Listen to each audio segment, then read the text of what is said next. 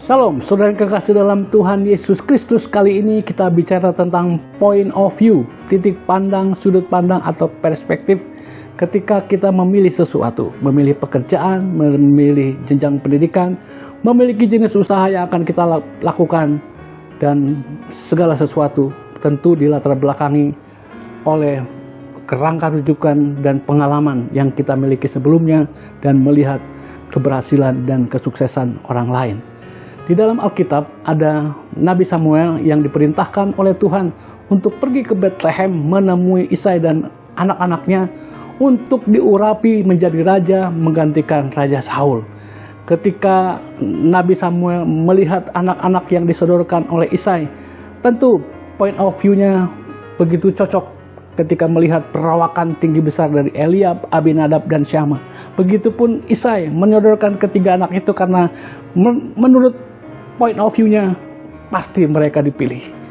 Tetapi Tuhan tidak memilih ketiganya.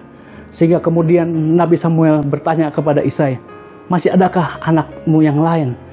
Dan Isai tidak menyodorkan Daud yang sedang menggembalakan kambing domba, karena tidak masuk dalam hitungannya. Tetapi ketika disodorkan kepada Nabi Samuel, kemudian Tuhan menyatakan bahwa itulah pilihannya.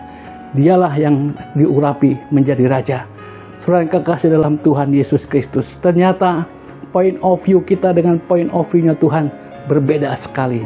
Ketika kita memandang dari apa yang kita lihat, tetapi Tuhan melihat dalam hati. Seperti dikatakan dalam 1 Samuel 16 ayat 7, demikian, tetapi berfirmanlah Tuhan kepada Samuel, janganlah pandang parasnya atau perawakan yang tinggi, sebab aku telah menolaknya.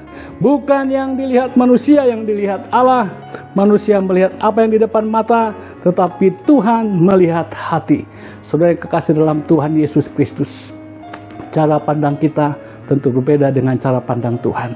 Oleh karena itu, hati kita harus tertuju kepada Tuhan. Ketika kita memilih sesuatu, memilihlah sesuai dengan point of view Tuhan. Tuhan Yesus memberkati.